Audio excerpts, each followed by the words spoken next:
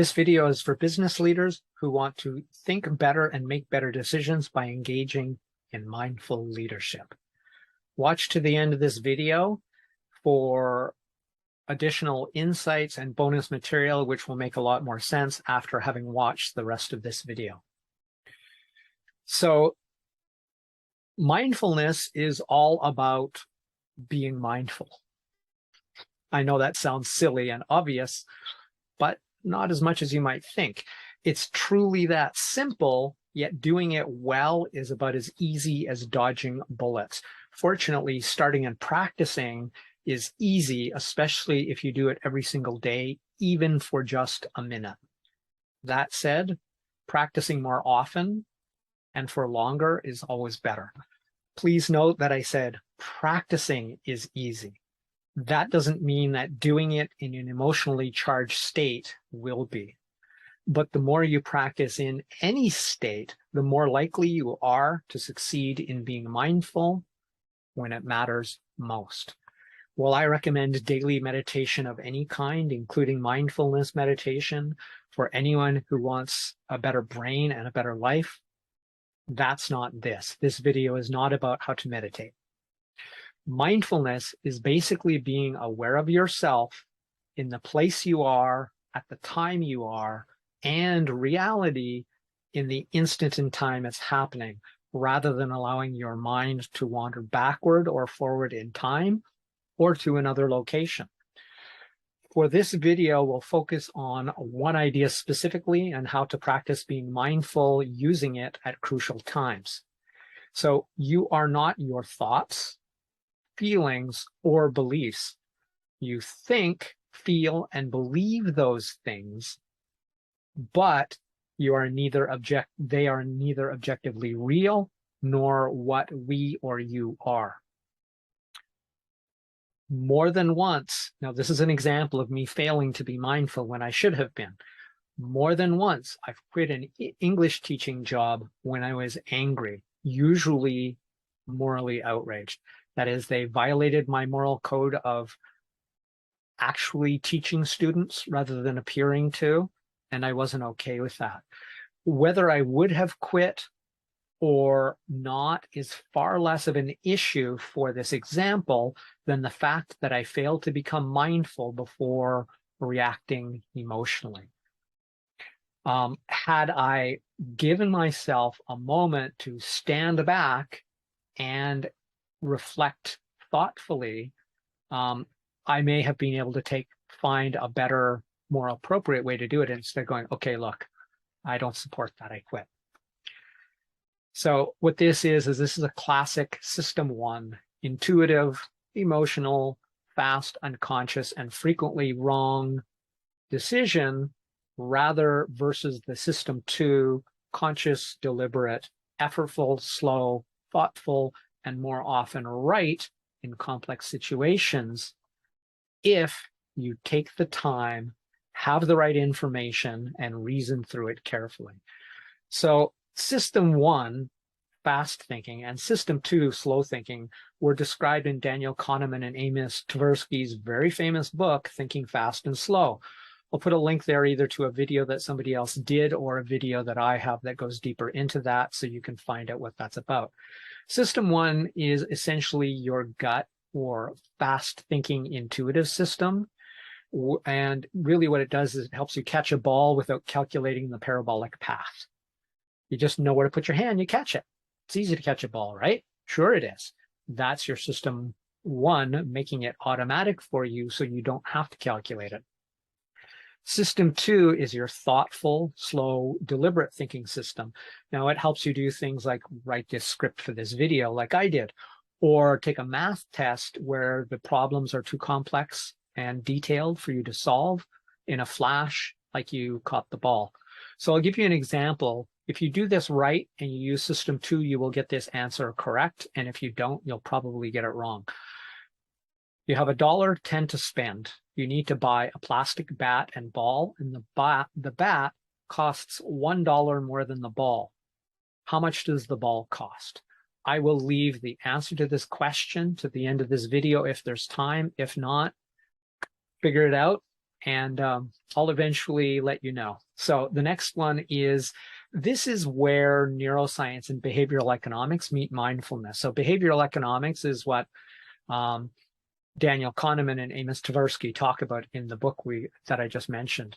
And neuroscience is, your brain is always involved with anything to do with your thinking, obviously. So this is, in oversimplified, imprecise terms, but system one mainly uses your limbic or lizard brain, the lowest part of your brain, the oldest part of your brain, and or the midbrain, which would make you, if you got rid of your neocortex, the biggest part, the top part of your brain, you would have the behavioral repertoire basically of a cat. So I'm going to call it the cat brain. So this helps you do things quickly and without conscious thought or very little effort that we're aware of, like catching the ball. It's just like, they threw it, I knew where it was, I just caught it. It was easy. It could be thought of as your gut when it comes to judgment, or your muscle memory when it comes to movement, like catching a ball. System two as the cerebral cortex, which of course is the outside top layer of your brain, or the neocortex, or new cortex as it's called, and more specifically the prefrontal cortex, which is right behind your forehead and the last part of your brain to develop, which is only finished developing around the age of 25 or so. And that is the part of your brain that is used in one of the parts of the brain, but the main part of the brain used in making decisions and judgments in a conscious way. It's always slower, conscious, and effortful, but better at solving complex problems and making judgments, so long as you have the right information, skills, and mindset to solve it. Now back to actually using the mindfulness. That geek stuff just had to go in there because that's who I am, but also it's useful if you want to learn more about that. Maybe I'll put some links up there to some other videos that I have, or even other videos of other people if you want to go deeper. So when you are angry, that's system one, fast thinking lizard or cat brain, right? You are angry, you have an emotional reaction. But here's the thing, we are not angry, or you are not angry. We are experiencing the feeling of anger. But since system two is slower, we feel angry first, or any emotion first, then there's a delayed response.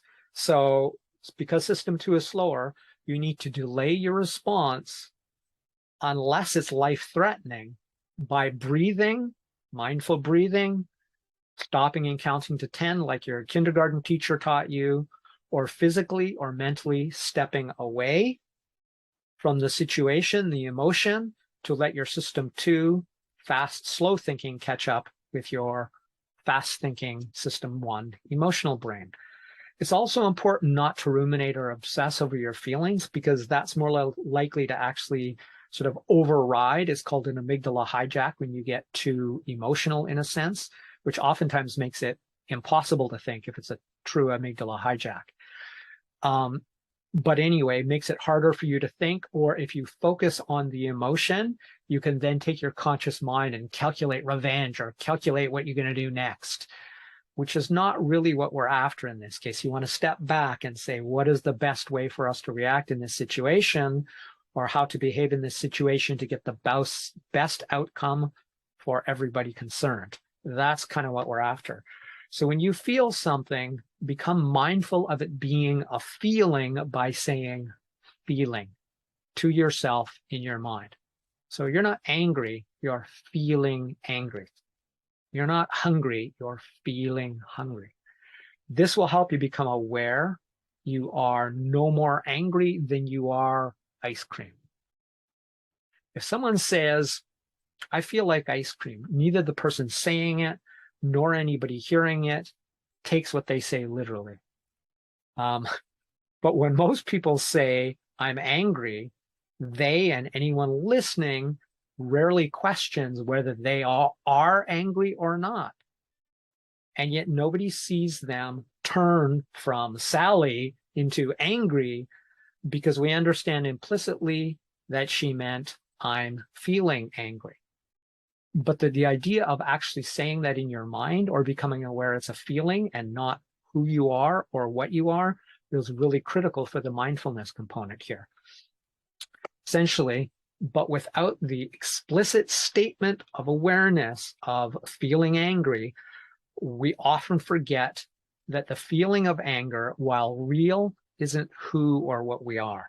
We have the choice of how to behave when we feel angry.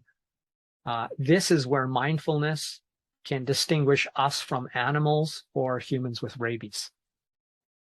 And that awareness also comes with the responsibility of our own actions. That is, we can no longer say, I was so angry, I just did it. But that's a good thing in all cases, but life-threatening ones. So this isn't to say it's easy. It's a ton of practice. It takes a ton of practice, and you might well fail most or all of the time, as honestly I still do. I fail far more often at this than I'd like. And you may fail often for a long time before you can step back and see feelings for what they are in time to react as somebody who doesn't have rabies, in time to react mindfully rather than to react system one and emotionally. So thank you for watching this far. You've reached the bonus material and insights, and that is what Sado, the Japanese tea ceremony, taught me about Eastern mindfulness and the ignorance of some Western experts on the topic. I'd read a book about mindfulness, which was supposedly from some authority who was saying, oh, well, Eastern mindfulness is about having an empty mind and thinking nothing, and Western mindfulness is wholly different. It is about being aware of your thoughts at any given time. Unfortunately, this expert knew fuck all about Eastern mindfulness, because when I've talked to or listened to an actual Japanese Buddhist priest or other people telling me about Eastern mindfulness here in the Far East, it includes that. So it's not thinking about nothing. Now, there's a phrase called mushin, which sort of means empty mind. It's actually a shortening of a Zen expression, which is mushin no shin, which actually means mind without mind. And though it seems to be about emptiness, that's kind of a paradox, because actually, as it was described to me by my brother and myself and my friend and his girlfriend went to a tea ceremony and explanation in Kyoto. And this is the way that expert described it. Said essentially that it's not that you are thinking nothing, but mushin is empty mind or having nothing in your mind except the present moment and what you are experiencing. That is, you're paying your full attention and mindfulness to the tea ceremony, to the tasting, to the gestures, to the movement of the bowl, and so on. So paradoxically, it's sort of filling your mind with nothing except that present moment and experience. One more bonus for the neuroatypical kin, and that is the neurokin, as I've decided to call it. The vast majority of us, because I am ADHD, can and should meditate like all humans. So that's a useful thing if you happen to be one of those people. So if you learned something from this video or you enjoyed it, please share the love by sharing this video. This has been Crush It Club 209, Mindful Leadership, Mindfulness Principles and Techniques. My name is Tim B. Green. Bye for now.